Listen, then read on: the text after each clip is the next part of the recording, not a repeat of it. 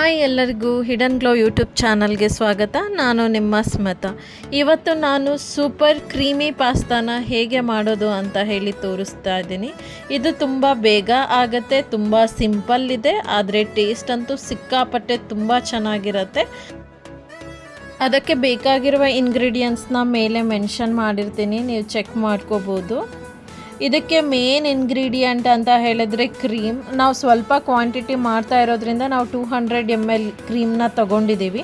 ನಾನು ಲಾಸ್ಟಿಗೆ ತೋರಿಸ್ತೀನಿ ನಾವು ಯಾವ ಕ್ರೀಮ್ ತೊಗೊಂಡಿದ್ದೀವಿ, ಏನು ಮಾಡ್ತಿದ್ದೀವಿ ಅಂತ. ಹಾಗೆ ಕುಕ್ ಮಾಡ್ತಾ ಮೊದಲು ಪಾತ್ರೆಯಲ್ಲಿ ನೀರು ಹಾಕ್ಕೊಂಡು ನೀರನ್ನ ಸ್ವಲ್ಪ ಬಿಸಿ ಮಾಡ್ಕೊಳ್ಬೇಕು. ಅದು ಬೆಚ್ಚಗೆ ಆದಮೇಲೆ ನಾವು ಪಾಸ್ತಾನ ಏನು ತೊಗೊಂಡಿದ್ವಿ ಅದನ್ನು ಹಾಕ್ಕೊಂಡು ಅದಕ್ಕೆ ಅರ್ಧ ಟೇಬಲ್ ಸ್ಪೂನ್ ಎಣ್ಣೆ ಹಾಗೆ ಸ್ವಲ್ಪ ಉಪ್ಪನ್ನು ಹಾಕ್ಕೊಳ್ಬೇಕಾಗತ್ತೆ. ಏನಕ್ಕೆ ಎಣ್ಣೆಯನ್ನು ಹಾಕ್ತೀವಿ ಅಂತ ಹೇಳಿದ್ರೆ ಅದು ಅಂಟ್ಕೊಳೋದಿಲ್ಲ ಬೆಂದಾದ್ಮೇಲೆ, ಅದಕ್ಕೋಸ್ಕರ. ಹಾಗೆ ನಾವಿಲ್ಲಿ ಪಾಸ್ತಾನ ತೊಗೊಂಡಿರೋದು ಪೆನ್ನಿ ಟೈಪ್ ಪಾಸ್ತಾನ ತೊಗೊಂಡಿದ್ದೀನಿ. ನೀವು ಯಾವ ಥರ ಪಾಸ್ತಾನಾದರೂ ತೊಗೋಬೋದು, ಏಕೆಂದರೆ ತುಂಬ ಥರ ಪಾಸ್ತಾ ಇರುತ್ತಲ್ಲ. ನಿಮಗೆ ಅದು ಬೆಂದಿದೆಯೋ ಇಲ್ವೋ ಅಂತ ಚೆಕ್ ಮಾಡೋಕ್ಕೆ ಅದು ಬೆಂದಾದ್ಮೇಲೆ ಅದನ್ನು ಪ್ರೆಸ್ ಮಾಡಿ ನೋಡಿ ಸಾಕು, ನಿಮಗೆ ಕ್ವಾಂಟಿಟಿ ಗೊತ್ತಾಗುತ್ತೆ. ಅಲ್ಲಿ ತನಕ ಅದು ಕುಕ್ ಆಗ್ತಾ ಇದೆ. ಈಗ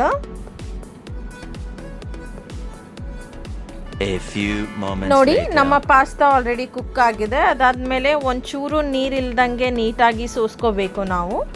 ಈಗ ಕ್ರೀಮಿ ಪಾಸ್ತಾನ ಮಾಡ್ತಾ ಇದ್ದೀವಿ. ಮೊದಲು ಒಂದು ಪಾತ್ರೆ ಅಂದರೆ ಕಡಾಯಿಗೆ 1.5 ಟೇಬಲ್ ಸ್ಪೂನಷ್ಟು ಎಣ್ಣೆಯನ್ನು ಹಾಕ್ಕೊಳ್ತಾ ಇದ್ದೀವಿ.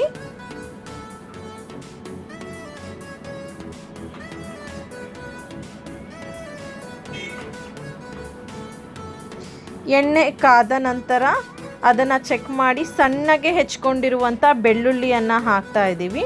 ಬೆಳ್ಳುಳ್ಳಿ ಸ್ವಲ್ಪ ನಮಗೆ ಕಂದು ಬಣ್ಣ ಬರಬೇಕು, ಅಲ್ಲಿ ತನಕ ನಾವು ಫ್ರೈ ಮಾಡಬೇಕು. ನೀವು ವಿಡಿಯೋದಲ್ಲಿ ನೋಡ್ತಾ ಇದ್ದೀರಲ್ಲ, ನಿಮಗೆ ಗೊತ್ತಾಗುತ್ತೆ ಎಲ್ಲಿ ತನಕ ನಾವು ಕುಕ್ ಮಾಡಬೇಕಂತ ಹೇಳಿ.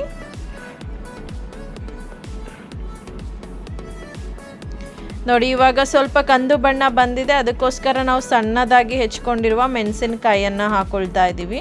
ನೀವು 2 ರಿಂದ 3 ಮೆಣಸಿನಕಾಯಿ ತೊಗೊಂಡ್ರೆ ಸಾಕು, ನಿಮಗೆ ಸ್ಪೈಸಿ ಎಷ್ಟು ಬೇಕೋ ಅದ್ರ ಮೇಲೆ ತಗೊಳ್ಳಿ. ಹಾಗೆ ತುಂಬ ಸಣ್ಣದಾಗಿ ಹೆಚ್ಚಿಟ್ಕೊಂಡಿರುವಂತಹ ಈರುಳ್ಳಿ, ನಾವಿಲ್ಲಿ 1 ಈರುಳ್ಳಿ, ದೊಡ್ಡದಾದ ಸೈಜಿನ 1 ಈರುಳ್ಳಿಯನ್ನು ತೊಗೊಂಡಿದ್ದೀವಿ.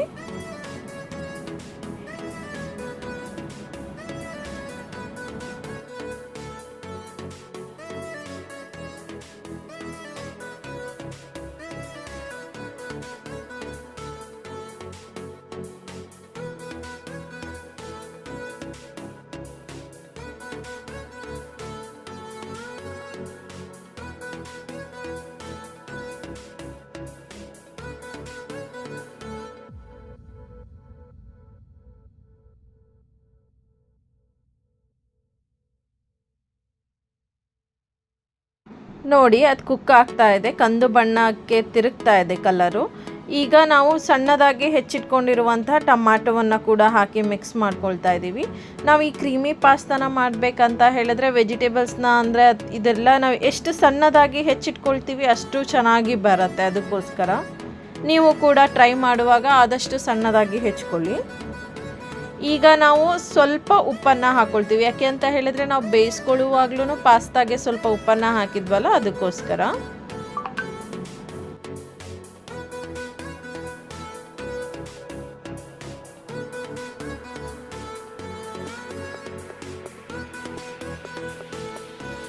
ಟೊಮ್ಯಾಟೊ ಕುಕ್ ಆಗಿದೆ. ಸೊ ಈಗ ಮೇನ್ ಇಂಗ್ರೀಡಿಯೆಂಟೇ ನಮಗೆ ಮಸಾಲ. ಇದನ್ನು ಸ್ಟಾರ್ ಮಸಾಲ ಅಂತಲೂ ಕರೀತಾರೆ.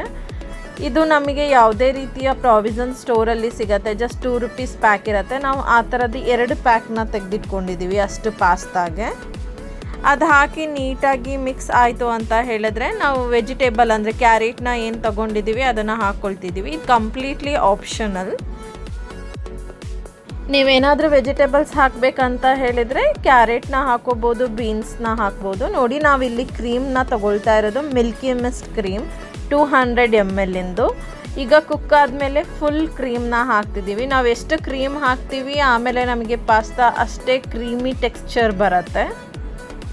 ನಾವು ಅದೇ ಔಟ್ಸೈಡ್ ರೆಸ್ಟೋರೆಂಟಿಗೆ ಹೋದ್ವಿ ಅಂತ ಹೇಳಿದ್ರೆ 1 ಪ್ಲೇಟ್ ಕ್ರೀಮಿ ಪಾಸ್ತಾಗೆ ನಾವು 300 ರುಪೀಸ್ 500 ರುಪೀಸ್ ತನಕ ಎಲ್ಲ ಕೊಟ್ಟು ಬರ್ತೀವಿ. ಅದೇ ನಾವು ಮನೆಯಲ್ಲಿ ಮಾಡ್ತಾ ಇದ್ದೀವಿ ಅಂತ ಹೇಳಿದ್ರೆ ವಿತಿನ್ 200 ರುಪೀಸ್ ನಮ್ಮ ಕ್ರೀಮಿ ಪಾಸ್ತಾ 3 ಜನ ತಿನ್ನೋ ಅಷ್ಟಂತೂ ಪಕ್ಕ ಆಗೇ ಆಗುತ್ತೆ. ಈಗ ನಾವು ಪಾಸ್ತಾನ ಹಾಕಿ ನೀಟಾಗಿ ಮಿಕ್ಸ್ ಮಾಡ್ಕೊಂಡ್ವಿ ಅಂತ ಹೇಳಿದ್ರೆ ನಮ್ಮ ಕ್ರೀಮಿ ಪಾಸ್ತಾ ರೆಡಿಯಾಗಿ ಹೋಗಿದೆ. ಇದೇ ಥರ ಟೇಸ್ಟಿ ಮತ್ತು ಈಸಿ ಕ್ವಿಕ್ ರೆಸಿಪಿಗಳಿಗಾಗಿ ಹಿಡನ್ ಗ್ಲೋ ಜೊತೆ ಇರಿ. ಈ ವಿಡಿಯೋ ನಿಮಗೆ ಇಷ್ಟ ಆಯಿತಾ? ಹಾಗಾದರೆ ಲೈಕ್ ಮಾಡಿ, ಶೇರ್ ಮಾಡಿ ಮತ್ತು ಇಂಪಾರ್ಟೆಂಟ್ಲಿ ಸಬ್ಸ್ಕ್ರೈಬ್ ಮಾಡೋದನ್ನು ಮರಿಬೇಡಿ. ಇನ್ನೂ ಹಲವಾರು ಕುಕ್ಕಿಂಗ್ ವೀಡಿಯೋಸ್ಗೆ ಹಿಡನ್ ಗ್ಲೋನಾಗೆ ಸಬ್ಸ್ಕ್ರೈಬ್ ಮಾಡ್ಕೊಳ್ಳಿ. ಇನ್ನೊಂದು ಟೇಸ್ಟಿ ಟ್ರಿಪ್ಪಲ್ಲಿ ಮತ್ತೆ ಸಿಗೋಣ. ಬಾಯ್ ಬಾಯ್.